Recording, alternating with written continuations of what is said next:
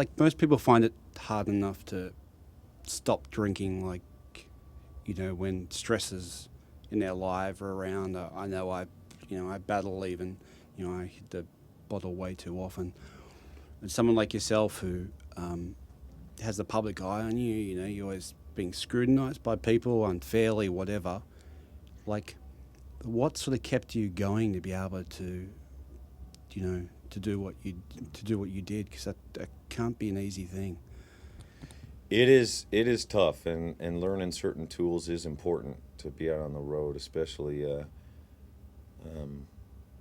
Well, nowadays there's a lot more bands out there that the bottle's not that important to them, or the drug, or the smoke, or the whatever, the chicks, whatever it is that kind of sidetrack you. It's not as important as it seems as it used to be. But yeah, it can be a challenge, when the stuff's there, it's sitting right in front of you, And for me, I'm not really, haven't been really good at long-term goals, And long-term happiness was always pretty foreign to me. I'm gonna be happy right now. I want it now because I feel like shit. And the drink, the chick, the whatever was always a quick fix. Do you miss it? Well, if I want to, if I want to miss it, if I, if I feed the dog that says, "This was so great. Remember this?" Or if I feed the dog that says, "Dude, look how great your life is right now. Look at the crap that you used to be in." It depends on how you look at it. And I know I could go back and fuck things up pretty quick, and I don't need to do that. So, but also, when the criticizing, the public eye, the things like that, it really depends on my mood. If I'm in a really good mood, I can take anything at any time. But if I'm feeling a little insecure, or a little tired, or a little hungry, or whatever it is, or just a little afraid from the road, and that's why we don't go out for such long periods of time, because you start to get frayed, and your head starts to swell. You think you're greater than you are, and all of this stuff, and I can do whatever I want, and then all of a sudden, I'm doing stuff I don't need to be doing. So keeping the tour legs shorter has helped a lot, and then all the criticism, it's just, people are people, man. We're no greater than each other. We got the same size soul, and we're trying to feel happy, and we're trying to feel loved. It's simple as that. And some people think if they can put someone else down, they feel a little more, their ego comforts them a little bit, and I know what that's like, man. So I contributed to that. It's like, oh, they're just being like that now, It's got nothing to do with me. So being able to kind of let it bounce off you is sometimes difficult, but that's the tool I like to use. What is it that sort of prevents you from sort of straying away from, Metallica? Yeah, there are two sides to me on that. The one side is, I am so happy here. I get to write whatever I want. I mean, dude, I just wrote an intro to My Apocalypse last week, and we played it at the concert the other night. It's like, whoa, this is awesome. There's a lot of freedom if you let it, but there's a lot of times when we all kind of get hung up on each other and, hey, I want to try this. It's like, well, maybe no, the democracy is like, ah. And, I got to step back and think. It's like, you know what? Well, maybe that's best. That's best for us. If we're not all in agreement with it, let's not do it, man, Or management thinks, well, this is maybe a bad idea.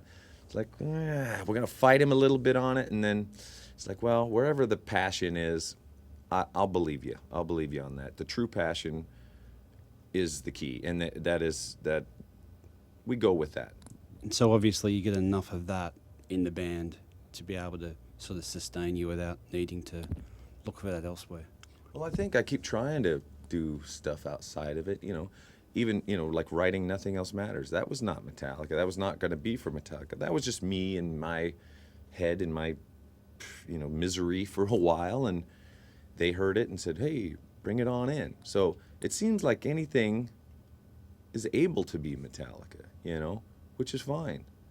But then there's the other side of me that's like, well, they're keeping, management doesn't want me to do this because it's affecting the name of the band, so I can't do what I want here, and blah, blah. And it gets, it gets single-minded, and that's not, and I know that's not the right thing to do. We got a great thing going here, and there's this part of me that thinks, as soon as somebody goes off and does a side project, I don't take them as seriously anymore. And not to knock other bands, but say a Slipknot. Corey, amazing frontman, amazing singer, but you don't really know which band he's in at the moment. He's got so many things going on, and if that's and I certainly won't judge him on that. Maybe he's doing that to survive. Maybe the money thing is tough, or who knows what it is, but maybe he's not getting in all the stuff that he needs to get in. But that's his journey. I would much rather, I think dedication and loyalty, it goes a long way with me. What album to you, like when you were a young kid, was one of those albums that sort of said, this is my calling, man. Like, what the hell is this? I got to get more of it. Right. It had to be the Black Sabbath. When out of all the records in my brother's record collection, my brother's 10 years older than I. He was in a band, and he had all kinds of albums, and from Jethro Tull to the Beatles to whatever, all this other stuff, and I put on Black Sabbath. That was pretty much it. Like Black Sabbath? Yeah. The self-titled? Yeah, the first album. Put it on, and it was, wow, this is different, and I like this. This has got some, it's got some balls, it's got some heaviness, it's got, a little bit of scariness in there, but it's next level. It's taking it a step further. This is just not regular bouncy rock. This is Eyes wide open. Well, yeah, this has emotion behind it. This has Power. Power, fear, whatever. It really has to do with your roots, man. When you're growing up, that stuff's so important, and it's so impressionable on you. So everyone has that in their life, and whatever band it is at that time. For my wife, it's, Phil Collins.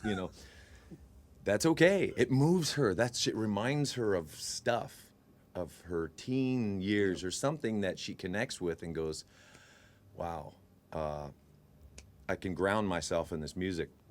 For me, going back, listening to Sabbath, listening to Skynyrd, listening to UFO, listening to Priest, listening to early Maiden, stuff like that, it does that. It does that for me. What's your proudest track that you've written personally, yourself?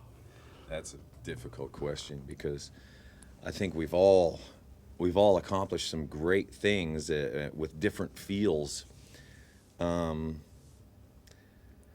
There are some songs that we kind of forget about that I think are pretty amazing. I think Bleeding Me is one of those moments. I think Outlaw Torn. I think Fixer. A little bit of those epic-y, it's kind of instrumentals with lyrics, really. There's, I'd say, the third verse in Unforgiven 2. There's when it breaks down, and there's that wow wow wow wow, the little wah. I'm playing this part, and Bob Rock's doing the wah, and it's like, wow, we're professional now. It sounds, it's almost Jimmy Page. So we were entering the realm of Zeppelin at that point, and pretty proud of that too. What fears you the most about going on stage? Like, is there something which, there's a thing at the back of your head that you sort of say, A lot of stuff I used to be afraid of on the stage.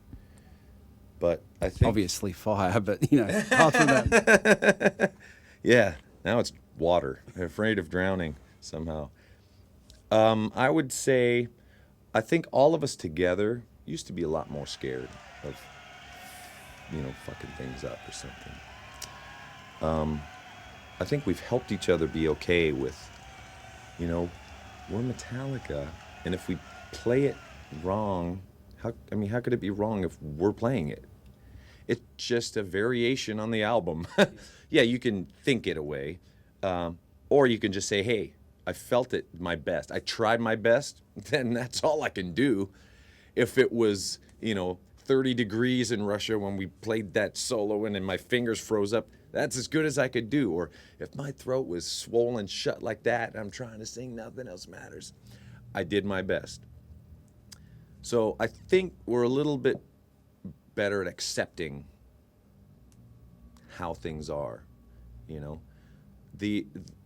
I'd say the thing I'm most afraid of is probably like something like my back going out or something like that on stage, where it's just like, ooh, you go down and then the wheelchair comes up or the stretcher and you're like, bye, see ya. We'll make this one up, Yeah, I don't like making gigs up, and I've kind of been the one who's been making everyone else make up most of the gigs, whether it's broken arms or catching on fire or backs going out or eating bad oysters. It's yeah, that's actually. I remember reading something on your website about that. It's sort of like you seem to have that strength about you too, where you just want to keep on going, just keep that fucking freight train rolling. Well, we do our best, and if we can't do a show, we're human at the end of the day, and if we can't, we'll make it up, and that's the best we can do. And if people have traveled a long time ways, to come to that show that day, and they can't make it the other day, it's a bummer, but it's part of life, and we can't be superhuman. I had a few more questions, obviously, but yeah, thank you. I really appreciate it, man. Right on. I really hope this show goes well for you guys for the next 2 nights and stuff. It's been awesome just being a part of everything here, like the 3 days that we've been doing this with Jeff and Vicky, and it's been great. Awesome experience. Awesome. I really hope it turns out good and it looks great and stuff, because there's a lot of heart and soul in it. That's for sure. Right on. Thanks again. Well, we dig the vibe, man. We love having fans come from all over the place, and it's no short swim, man, for you and others. We appreciate that and the dedication that you guys have for us, and this is helping spread the word of just the good vibes, man. We're out to have some fun. Absolutely. Thanks again.